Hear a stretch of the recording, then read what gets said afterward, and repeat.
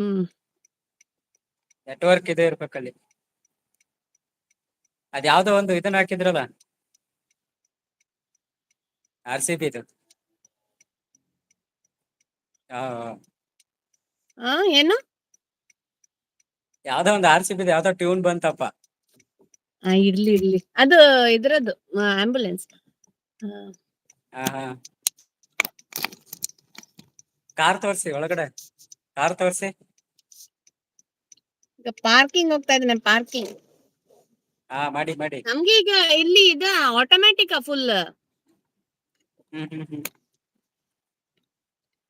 Sushant same ನಾನ್ Kuwait ಅಲ್ಲೇ ಕಲ್ತದ್, ನಾನು ಇಂಡಿಯಾದಲ್ಲಿ ಡ್ರೈವಿಂಗ್ ಕಲ್ತಿಲ್ಲ.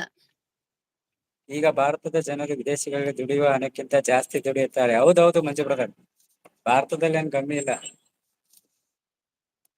ನೀನು ಭಾರತದಲ್ಲಿ ಚೀನಾ ದುಡಿಯೋರಿಗೆ ಹೋಗು. ಏನ್ ಕಮ್ಮಿ ಇಲ್ಲ, ಆದ್ರೆ ಹಾ, ಒಂದೊಂದು ಪ್ರೊಫೆಷನ್, ಈಗ ಬಿಸ್ನೆಸ್ ಎಲ್ಲ ಇದ್ರೆ ಒಳ್ಳೆ ದುಡಿತಾರೆ. ಅದರದ್ದು ಅಂದ್ರೆ ಈಗ ಮಾಸ್ಟರ್ಸ್ PhD ಎಲ್ಲ ಮಾಡ್ಬೇಕು, ಹಾಗೆ ಎಲ್ಲ 50,000 ಸಂಬಳ ಇರುತ್ತೆ. ಅಷ್ಟೊಂದು ಕಷ್ಟಪಟ್ಟು ರಕ್ಷಿತಾ ಟೈಮ್ ಹೇಳ್ತಾರೆ, ವೇಸ್ಟ್ ಮಾಡ್ಲಿಕ್ಕೆ ನಂಗೆ ಟೈಮ್ ಇಲ್ಲ. ರಕ್ಷಿತಾ ಹೇಳ್ತಾ ಇದಾರೆ, ಮಂಜು ಅವರೇ ಎಲ್ಲಿ ಭಾರತದಲ್ಲಿ ನಿರುದ್ಯೋಗ ಸಮಸ್ಯೆ ತುಂಬಾ ಹೋಗಿದೆ ಅಂತ. ನಿರುದ್ಯೋಗ ಸಮಸ್ಯೆ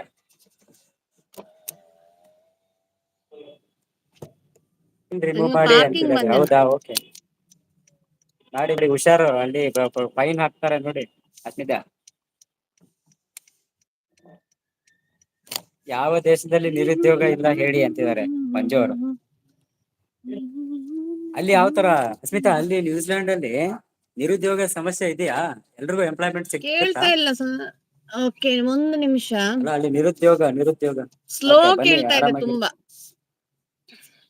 ನಾನು ಪಾರ್ಕಿಂಗ್ ಮಾಡಿ ಮಾತಾಡ್ತೇನೆ, ಇನ್ನೊಮ್ಮೆ ಜಾಯಿನ್ ಆಗಿ. ಒಂದು ನಿಮಿಷ. ಓಕೆ ಓಕೆ, ನನ್ಗೆ ಈಗ 6th ಫ್ಲೋರ್ ಹೋಗ್ಬೇಕು, ಆಯ್ತಾ? ಇಲ್ಲ ಅಂದ್ರೆ ಹಾ, ಅಲ್ಲಿ ಪಾರ್ಕಿಂಗ್ ಫುಲ್ ಇದೆ. ನನಗೂ ಇಂಡಿಯಾದಲ್ಲಿ ಅಕ್ಕ ಅಂತಿದ್ದಾರೆ, ಇಂಡಿಯಾದಲ್ಲಿ ಇಲ್ಲ ಅಕ್ಕ ಅಂತಿದ್ದಾರೆ. ರಕ್ಷಿತಾ, ಇದ್ದವರು ಹಣ ಮಾಡ್ತಾರೆ, ರಾಜಕೀಯದವರು ಮಾತ್ರ ಶ್ರೀಮಂತರು, ಬಡವರಾಗೆ ಇರ್ತಾರೆ. ಹಂಗೇನಿಲ್ಲ ರಕ್ಷಾ, ಏನಿಲ್ಲ, ಬಡವರಾಗೆ ಇರಲ್ಲ. ಅವರು ಇದು ಆಗ್ತಾರೆ, ಶ್ರೀಮಂತರು ಆಗ್ತಾರೆ.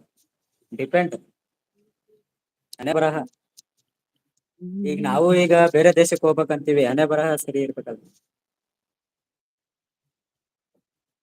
ನೋಡ ಅಸ್ಮಿತಾ ಅವ್ರು ಹಂಗೆ ಜಂಪ್ ಅಂತ ಹೋಗ್ತವ್ರ ಕಾರ್ನಲ್ಲಿ. ಒಂದ್ ನಿಮಿಷ, ನಾನು ಕಟ್ ಮಾಡಿ ಜಾಯಿನ್ ಆಗ್ತೇನೆ. Okay okay.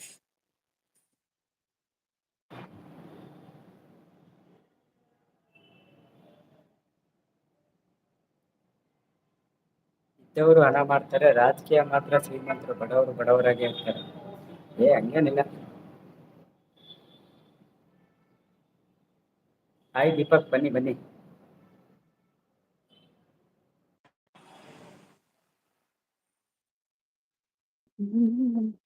ಹಾಯ್.